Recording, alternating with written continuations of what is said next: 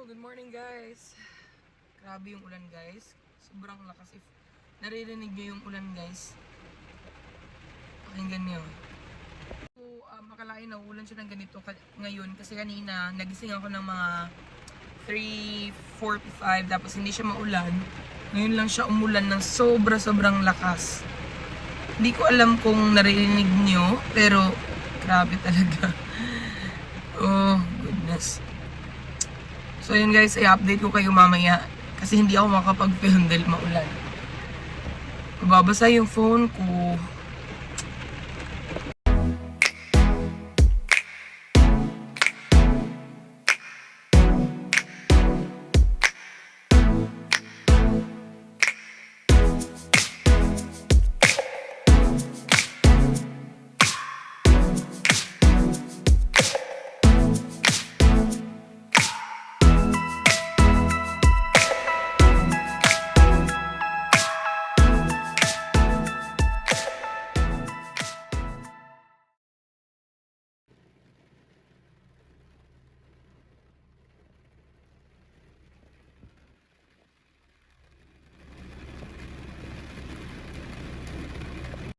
I know you told your friend you're not okay, and tell me what's wrong and why you never said you felt that way.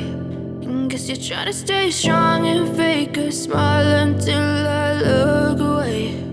But I've known you too long, it hurts to watch your blue eyes fade to gray as you fade away. As you fade away.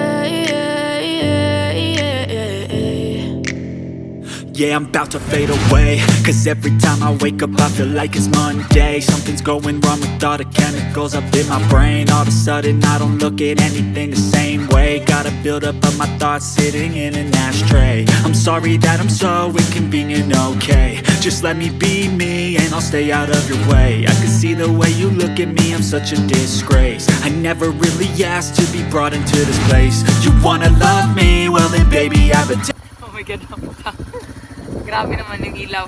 Magandang umaga guys. So, ano guys, nakuha ko na yung mga baka. Grabe yung ulan today guys. Time check pala, it's 5, ano ba yung oras kanina? 5:30. Yeah. Yun, naantay ko na lang itong isang baka. Hindi ko alam kung nakikita niyo siya, pero ayan o. Andun kasi siya sa dulo. Kaya, nung nakita niya na umalis na yung iba, yan, takbo siya ng mabilis.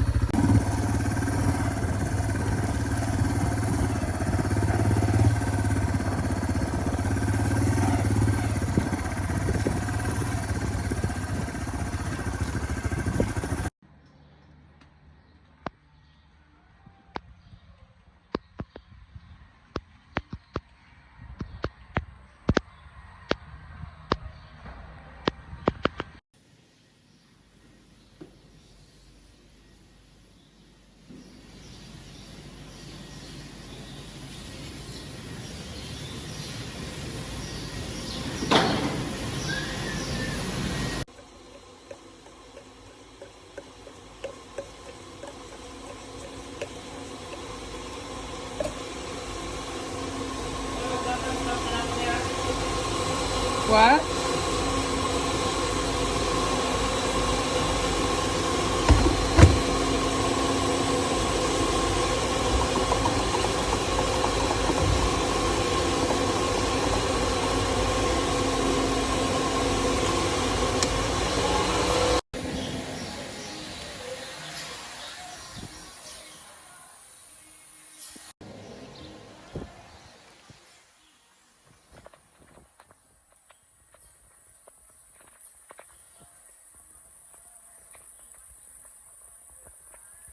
Moments later.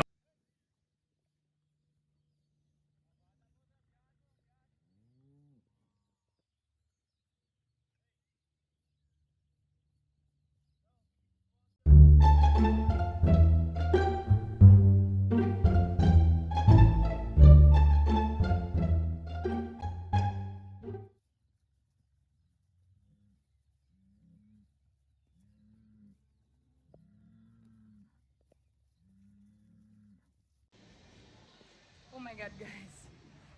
Grabe ngayong araw na to guys. Sobrang grabing na ang daming nangyayari. Sobra kasing maulan kanina, di ba? Nakita ko sa inyo yung weather. And then, grabe. And then, nung nilipat ko na yung mga baka, kasi kailangan namin silang ilipat ng paddock kasi yung ginagawa namin. Dahil at the moment, spring, di ba? And sabi ko sa inyo sa previous na video ko na nagkakaroon kami ng problema sa mabilis na pagtubo ng damo at this time of the year. Well, mabilis talagang tumubo kapag spring. Pero ngayon kasi, this is very unexpected kasi sobrang bilis ng tubo talaga ng damo at nagiging problem siya dahil sabay-sabay ang pagtubo ng mga damo sa mga paddocks. At sobra na siya, sobra na yung tubo niya. 2 hours later. Guys, quick update.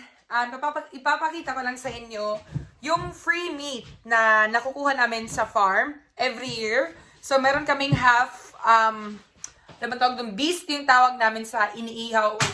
Ihaw ba yun, be? Yung kinakatay na baka. So, meron kaming half na part ng meat ng isang baka. So, ganito siya guys. Ganito kadami. So, ito siya lahat. Meron tayong mga steak, fillet steak, barbecue steak, kahit anong klaseng steak meron. Meron din tayong burger patty, meron tayong mga mince, and meron tayong sausages. Madami tayong sausages, guys. So, yung iba nitong mga sausages and mince, ibibigay namin kasi hindi naman namin mauubos itong sausages and mince eh. Pero yung steak, yun yung gusto namin at saka yung burger patty para sa aming lunch. So, itong mga karne na ito, guys, ano na siya, processed na siya.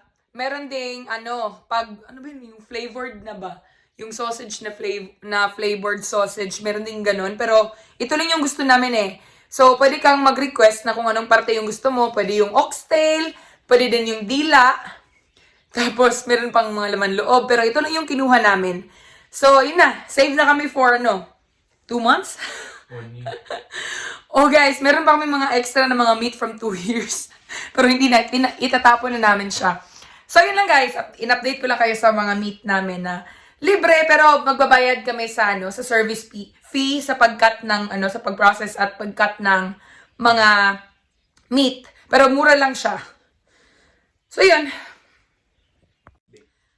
So ito kasi hindi naman lahat ng farm merong ganitong advantage guys. Hindi lahat ng farm nagbibigay ng free meat.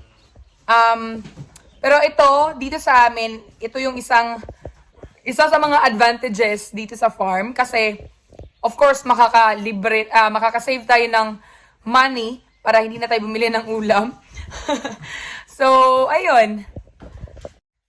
Alam niyo guys wala kaming fridge. Meron lang kaming chest freezer at ganito lang siya kalaki. So kaya binigay namin yung ibang mga sausages and beef mince kasi hindi na siya magkakasya dyan. So ibibigay na lang namin siya dun sa part-timer namin dito na friend din namin sila kasi nahahawa kami sa kanila dahil nakatrail lang sila sa bus. Wala silang bahay at yun, very friendly naman sila kaya ibibigay namin sa kanila yung ibang sausages and mince para din magkasya itong mga meat natin dito. Nagdagan ako. Kakatapos lang pala namin magtrabaho. And kakarating lang namin sa bahay. Maaga na kaming natatapos ngayon, guys. At, 5:30. Maaga na yun para sa amin. Kasi normally, natatapos kami almost 7 p.m. Nakakauwi kami ng bahay. So, yan guys. Magkasya na siya. Magkasarado na namin yung aming maliit na freezer. Puro yung laman, puro beef. Meron na kami biniling pork and then mga chicken. Last night, ayan, and then chicken. So guys, yun lang yung ating vlog for today. Maraming salamat for watching. Gusto ko rin magpasalamat sa mga bago dito sa aking channel na nag-subscribe recently. Thank you so much for being here at welcome. Sana nag-enjoy kayo so far. At gusto ko rin magpasalamat sa mga tao na hindi ako iniiwan. Nandyan pa rin kahit na minsan-minsan na lang ako nag-upload dahil sobrang busy sa trabaho. And I'll try my best na makapag-film after ng mating. Mating season kasi namin ngayon guys, kaya sobrang busy. So yun lang guys. Please don't forget to hit the like button, share this video, and leave a comment down below. And also, click the notification bell kung gusto niyo lagi kayong updated sa mga bagong uploads ko. So, yun lang guys. Maraming salamat for watching. Bye!